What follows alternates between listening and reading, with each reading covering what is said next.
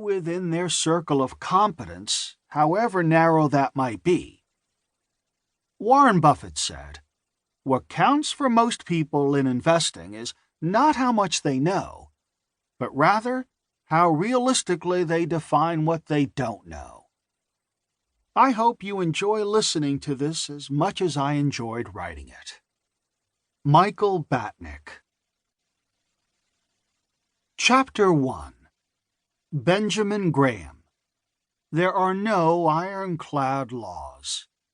In my nearly 50 years of experience in Wall Street, I've found that I know less and less about what the stock market is going to do, but I know more and more about what investors ought to do.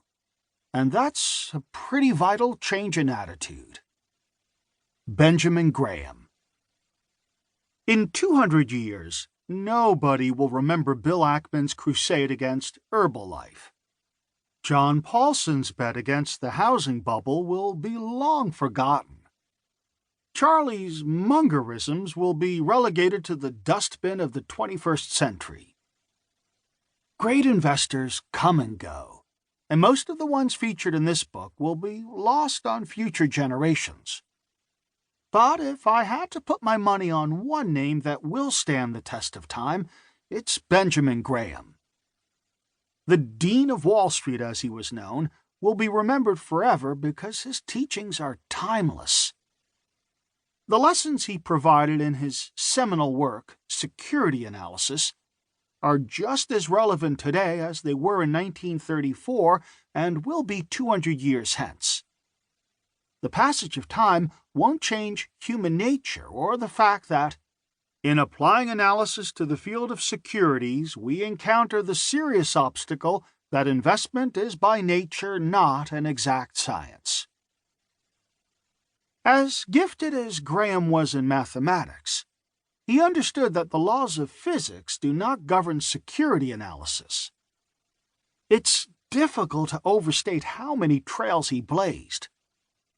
Jason Zweig wrote, "Before Graham, money managers behaved much like a medieval guild, guided largely by superstition, guesswork, and arcane rituals.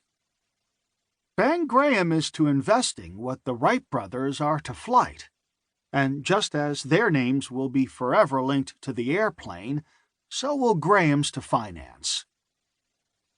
Graham understood what few did at the time, that the stock prices quoted in the newspaper and the underlying value in the business are not equivalent.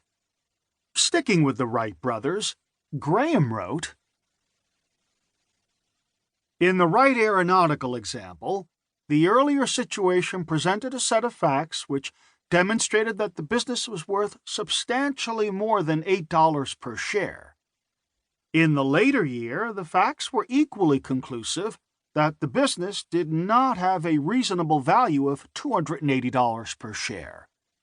It would have been difficult for the analyst to determine whether Wright Aeronautical was actually worth $20 or $40 a share, or actually worth $50 or $80.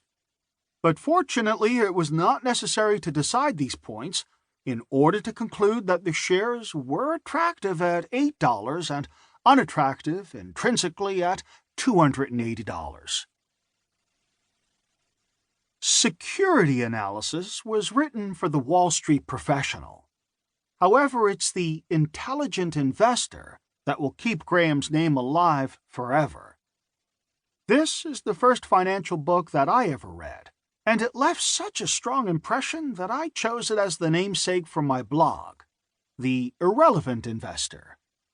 Unlike Security Analysis, The Intelligent Investor was intended for laymen, and with more than 1 million copies sold, it reached its target. Warren Buffett said, "I read the first edition of this book early in 1950 when I was 19. I thought then that it was by far the best book about investing ever written. I still think it is." As long as people want to learn about investing, they will find Graham, who translated an exotic language with terms like net working capital and return on equity into